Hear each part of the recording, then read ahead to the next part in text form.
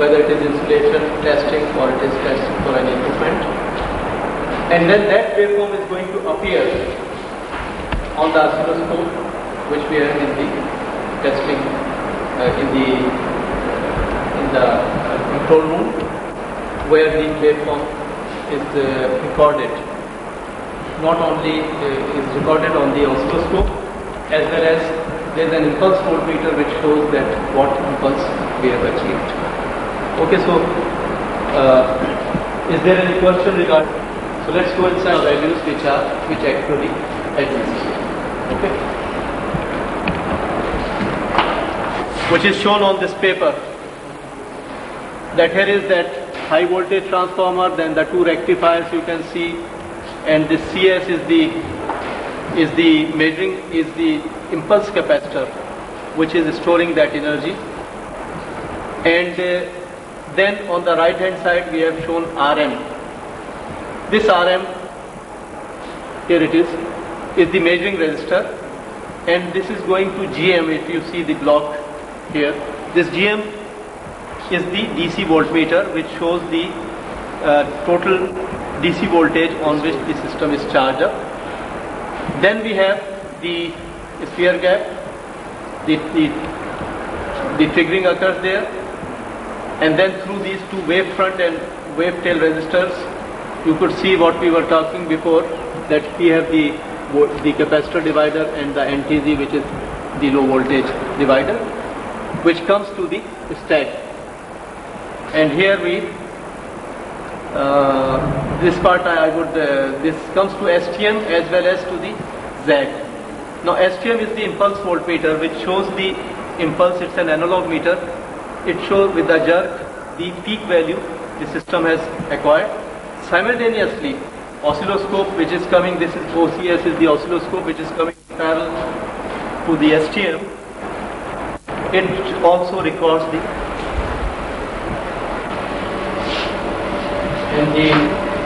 storage oscilloscope. Then we have the PC, which can receive and store the waveforms which are displayed there or stored in the electronic oscilloscope, and of course the printer to print out the reports. Now you look at the features of this control desk.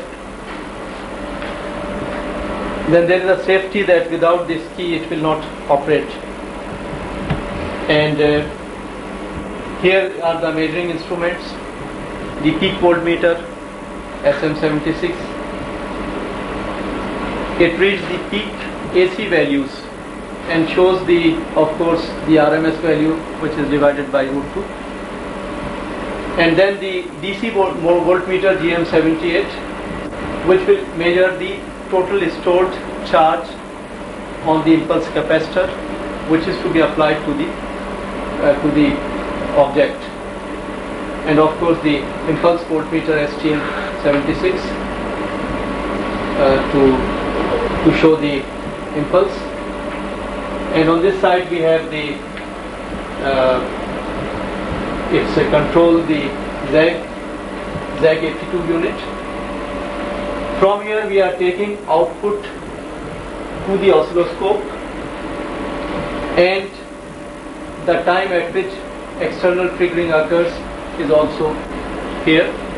When we trigger, then this trigger is also transmitted there, so that the two waveforms, the two phenomena can adjust in time. Another safety factor, the beauty of this test is that here we can adjust the voltage. See, 110, 112, 114, whatever. Accidentally, if somebody is raising the voltage and if it goes beyond this preset value, then at this value the triggering will occur. Similarly, we have the emergency switch. Under emergency conditions, it immediately will shut down. And here we also have the other controls that unless and until grounding switch is removed, you can see that grounding switch is always connected. Now it's spring loaded, so it is always connected with the system, effectively grounding it all the time, unless and until we remove that ground from here. Now if somebody opens the door, then the door interlock is also comes in the circuitry and it will again go there. Then there is the secondary side, that now still I can't raise the voltage. So once the test is being performed, then it is raised from here. And now I'll try to give one shot to the PT and see what happens here. Now for that matter, the secondary is on and there is the voltage regulation. I am raising the voltage, and whatever voltage okay, so I am providing the trigger. You can see the waveform. So we have two devices at a time acting. One is the impulse, which is shown on the impulse voltmeter, and then the waveform, which is recorded here. Now this I can save in the oscilloscope, and you can see here now I am saving in reference 1. Here I have saved it in reference 1. Now then through this RS232 cable, this cable is taking the information to this. We have a software developed here which can receive the waveform, and because you can see the waveform is stored in reference 1. Now in order to receive the data, we have to click receive data, and here we have to name it. Say I name it PT1, say for example. I write here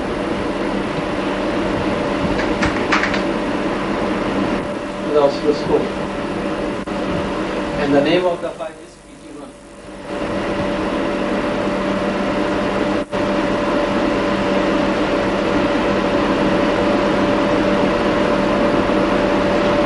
Now it has received the data.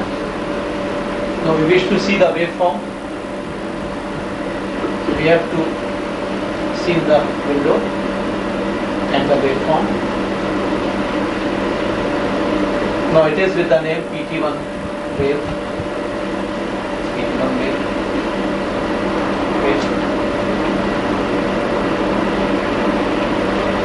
See this waveform PT1 is appearing here. Now this particular shot which was demonstrated, it calculates its value, this peak value shows here on the scale, and here with using the scale factor directly, because on the oscilloscope in fact the low voltage is coming here. Using the scale factor we can see that the peak value here has gone to 88 kilovolt, and the rise time is 0.91 microsecond.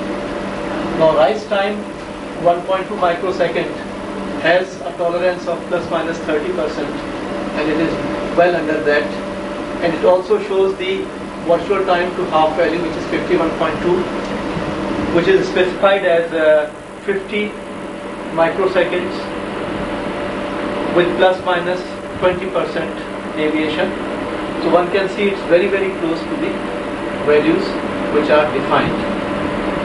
Now all these calculations, particularly for the rise time, because rise time is calculated on the basis of 10% and the 90%, sorry 30% and the 90% of the waveform, to avoid the effect on the peak where the waveform deviates. So this is all is done through software, whereas on the graph paper, if you draw at that part, it will be extremely difficult to calculate as accurately as the computer is doing it. Now if I wish to plot this waveform, then I simply